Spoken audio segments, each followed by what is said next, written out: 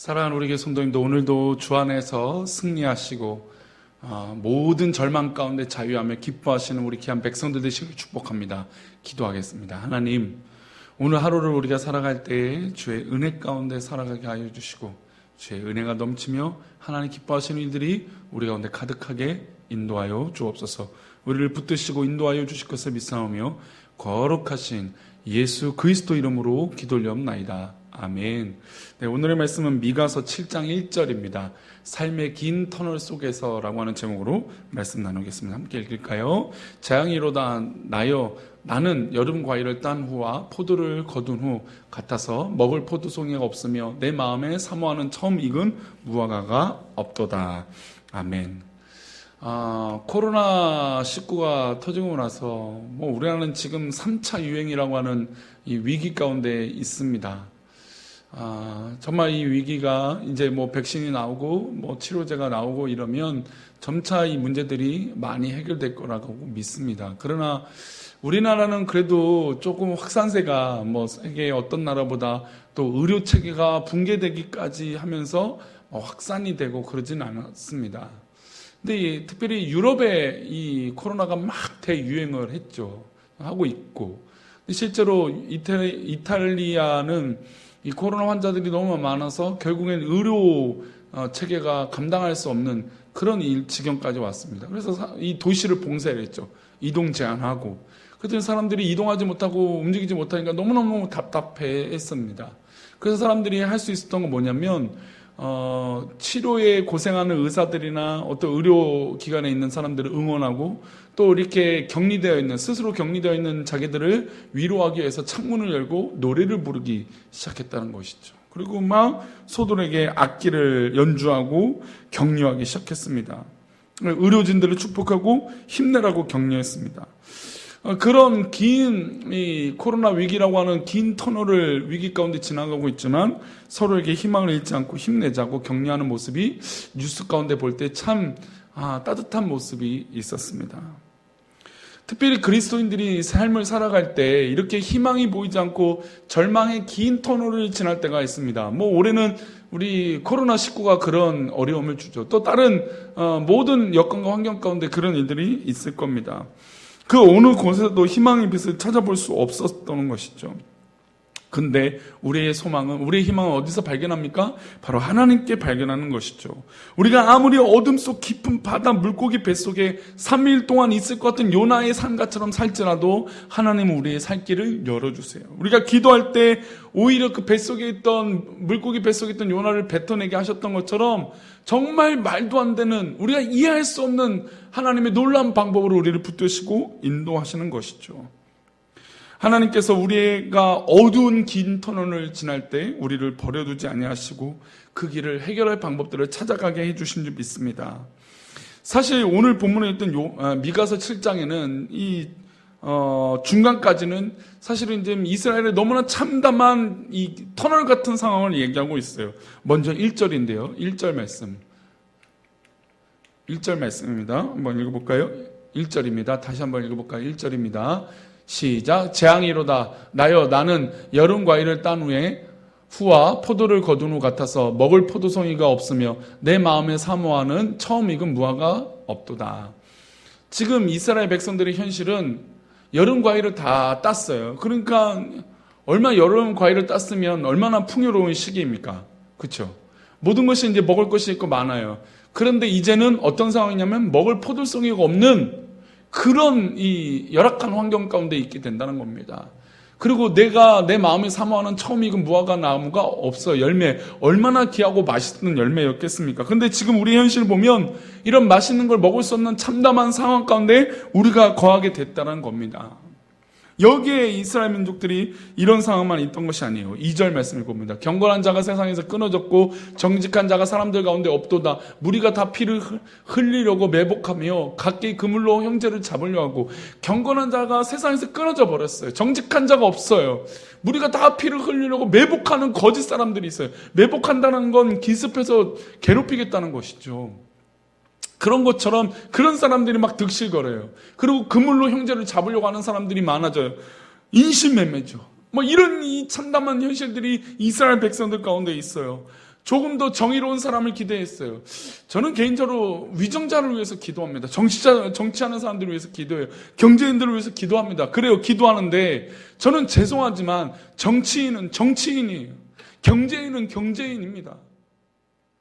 그들의 목적이 있어요. 근데 우리의 목적과 그들의 목적이 같으기에는 너무나 어려워요. 그럼에도 불구하고 하나님 뜻에 의해서 기도합니다. 그러나 마치 그것이 정치인들이 하나님인 양 우리가 그렇게 판단해서는 안 돼요.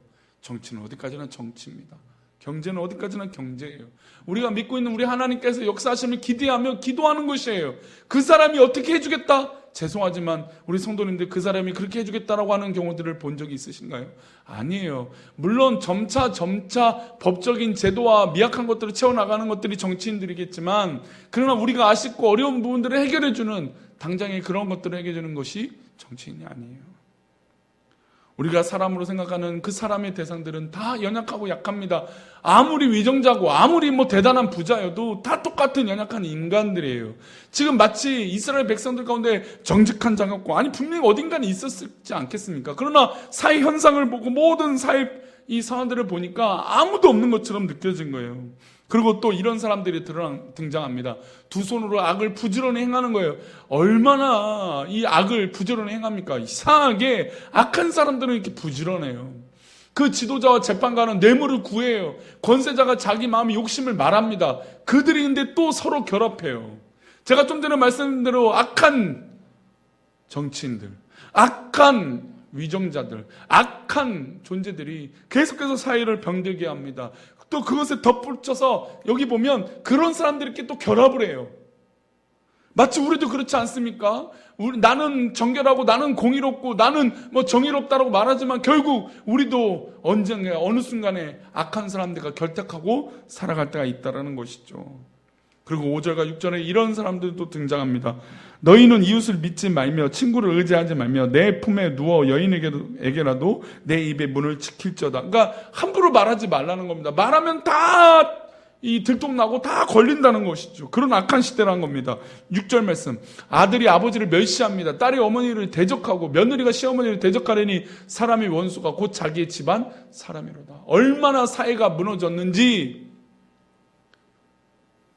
가장 가까운 적이 나의 가장 가까운 곳에 있다라는 겁니다. 이런 사회가 돼버린 거예요.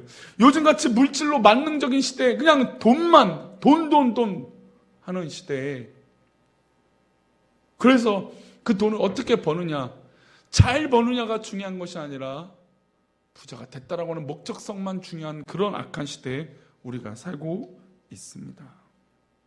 7절을 보십시오. 그러면 우리가 이런 상황 가운데, 이렇게 긴 터널 같은 악한 시대 가운데 우리는 무엇을 어떻게 해야 될까요? 7절 말씀은 이렇게 말합니다. 오직 나는 여호와를 우러러보며. 그래요. 우리가 아무리 긴 터널과 악한 시대와 너무나 기대할 곳이 없는 이런 인간적인 연약한 시대에 우리가 무엇을 의지하고 무엇을 바라봐야 될까요? 우리가 삶의 긴 터널 가운데의 소망은 바로 하나님 앞에 있는 겁니다. 그래서 나는 누구를 우러러봅니까? 여호와를 우러러보는 겁니다. 나를 구원하신 하나님을 바라보는 것입니다. 나의 하나님이 나에게 귀를 기울이실 것을 믿습니다. 그렇게 나오는 거예요. 하나님께 기도하고 하나님 우러러 바라보면 하나님께서 나에게 귀를 기울여 주시는 겁니다. 세상에 희망이 없는 그런 악한 시대에 우리의 소망과 희망은 바로 하나님께 찾는 것인 줄 믿습니다. 아무리 세상에서 희망과 소망은 찾을 수 없을지라도 하나님 우리에게 소망 되어 주신 줄 믿습니다. 그러니 사랑하는 우리 성도님, 이 상황 가운데 눈을 들어 하나님을 바라보십시오. 하나님으로부터 새로운 희망을 얻을 수 있기 때문입니다. 세상은 망해도 이 세상을 창조하신 하나님은 영원하십니다. 영원하신 하나님을 바라보는 게 우리의 삶의 해결책이라는 것입니다. 아무리 소망이 없고 아무리 절망 같은 정말 지옥 같은 상황일지라도 하나님이 우리의 소망되어 주십니다. 그래서 선지자는 하나님을 향하여 눈을 들었습니다. 그리고 하나님께서 우리에게 방향을 제시해 주세요. 11절 말씀입니다. 내 성벽을 건축하는 날 곧 그날에는 지경이 넓혀질 것이라. 바로 이스라엘 민족이 회복돼서 성벽을 짓는 날, 그날의 지경이 넓혀진다 했어요. 즉 하나님의 역사들이 일어나고 하나님의 일들을 우선적으로 해나갈 때, 하나님을 바라보고 하나님 것을 의지하며 살아갈 때 하나님께서 우리의 지경을 넓혀주신다는 것입니다. 사랑하는 우리 교회 성도님들의 지경을 넓혀주실 줄 믿습니다. 우리 사랑하는 우리 교회 이 모든 지경을 하나님께서 넓혀주실 것이에요. 그래서 하나님께서 새로운 소망을 주실 줄 믿습니다. 19절과 20절을 읽어보고 마치겠습니다. 다시 우리를 불쌍히 여기셔서 우리의 죄악을 발로 밟으시고 우리의 모든 죄를 깊은 바다에 던지시리이다. 주께서 옛적에 우리 조상들에게 맹세하신 대로 야곱에게 성실을 베푸시며 아브라함에게 인애를 더하시리로다. 아멘. 다시 우리를 불쌍히 여기셔서 우리를 죄악의 발로 밟으시고 우리의 모든 죄를 깊은 바다에 던져주세요. 주께서 옛적에 우리 조상들에게 맹세하신 대로 야곱에게 성실히 베푸시며 아브라함의 인애를 더하신 것을 우리에게도 부어주실 줄 믿습니다. 그러니 지금 처해 있는 모든 어려움과 긴 터널 같은 어려움 가운데 우리가 하나님을 우러러 바라보면, 이 상황 가운데 소망 되신 하나님을 바라보면 우리에게 인애를 더하여 주시고 성실을 베풀어 주시고 그 모든 죄악에서 우리를 구원하여 주실 줄 믿습니다. 그러니 성도님들 정신 똑바로 차립시다. 하나님을 바라봅시다. 하나님을 의지합시다. 하나님만 바라보면 우리 주께서 우리의 모든 삶의 어려움들과 고민들과 문제들을 해결해 주실 줄 믿습니다. 기도하겠습니다. 하나님, 우리 사랑하는 우리 교회 성도님들 오늘 하루 살아갈 때 주의 뜻을 의지하고 믿으며 살아가는 귀한 백성들에게 인도하여 주옵소서. 우리 귀한 백성들 주의 뜻 가운데 살아가기 원하오며 정말로 소망되어 주신 하나님 바라보며 승리하는 귀한 백성들에게 도와주옵소서. 감사하고 거룩하신 예수 그리스도 이름으로 기도 올리옵나이다. 아멘.